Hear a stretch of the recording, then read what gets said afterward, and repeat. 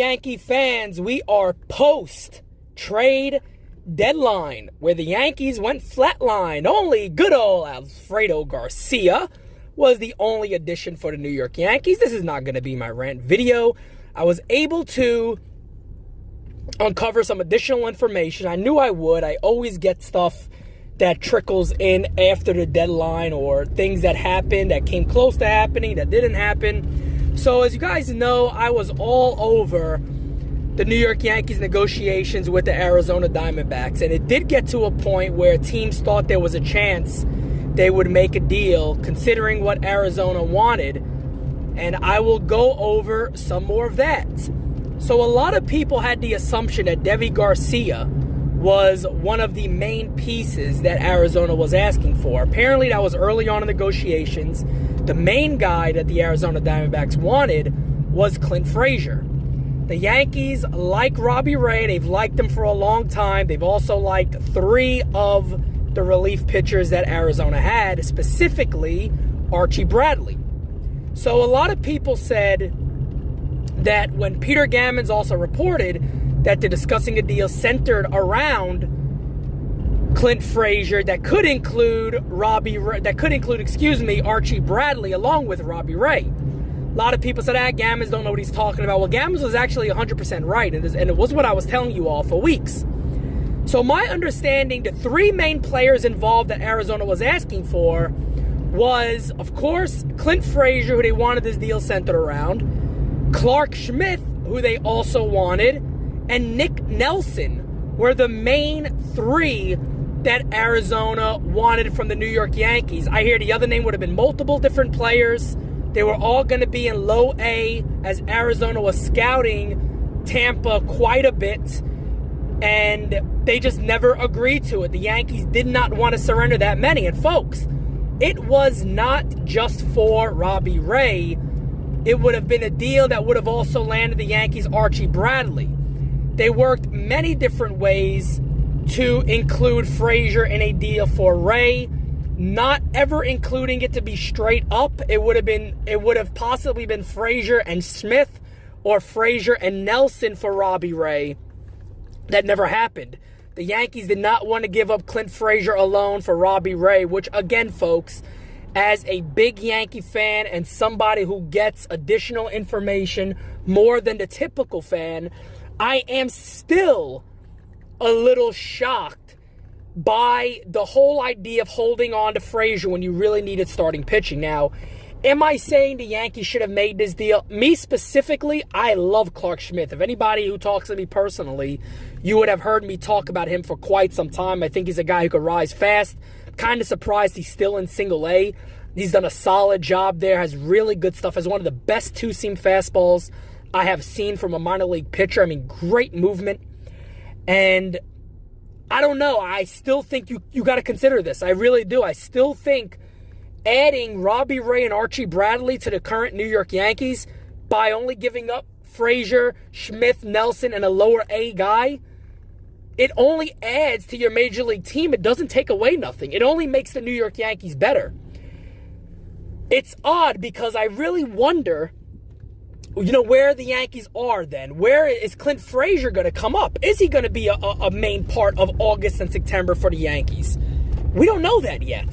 It still doesn't necessarily seem that way. I know he got a vote of confidence from Aaron Boone, but it's still, there's still something that feels missing there. I also reported afterwards that the Yankees tried to offer the same package that they offered to Arizona in a last-minute attempt to land Madison Bumgarner. I am told that is actually incorrect. They did not offer Frazier, Schmidt, and others. They offered as low as possible of a deal, meaning low-level players. It could have been an A-ball guy. I'm not sure exactly who it was, but it definitely wasn't one of the Yankees' top prospects or a guy with the ability of a Frazier or Schmidt. I don't even know if it was a Nelson. The Yankees really didn't make a major attempt to land Madison Bumgarner, as we heard. They were looking for something better than a first-round draft pick, and they would have moved them. I don't know how accurate that is because apparently there was many teams who were interested, and I'm kind of surprised that no team would have given that up if that was all it took so to say. Other than that, I mean, it wasn't a great deadline. We know that. I do want to make one thing clear, because I had some people who feel like my rant was an anti-Yankee rant and just an attack on the current team. That is not the case. My attack on the Yankees was that they did not improve this club when they really needed to at the deadline. And you got a good system. They don't have a bad system. Sometimes you do have to overpay to win a championship. I like what the general manager of the Astros basically said is, look, we are going all out to win a World Series, and we gave up guys we like, but we have to. We want to get there. Whatever he said, that's not exactly what he said at all. But he basically made the case that we're going to do whatever we can to win a World Series. And they did that. They added Zach Greinke. They got 3 aces that will face teams in the postseason, which is absolutely terrific.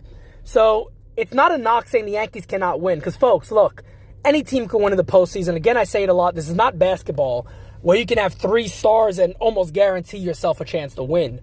The Yankees can get hot at the right time again. Masahiro Tanaka can get hot at the right time again. Hell, James Paxton could start tonight and turn it around and maybe be electric the rest of the year.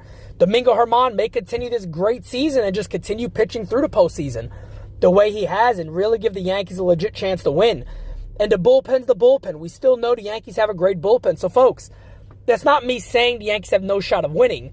I just do not like when a team has an obvious need and they made no attempt at all to really change that, because I do think if you ask a lot of fans, would you have been more comfortable by giving up Frazier, Smith, who wouldn't have helped the team this year, Nick Nelson, who wouldn't have helped the team this year, and a lower level guy for a starting pitcher in Robbie Ray and a dominating relief pitcher when he's on, and the way he's looked recently in Archie Bradley? Do you feel the Yankees' chance have now improved to win a World Series with or without those guys?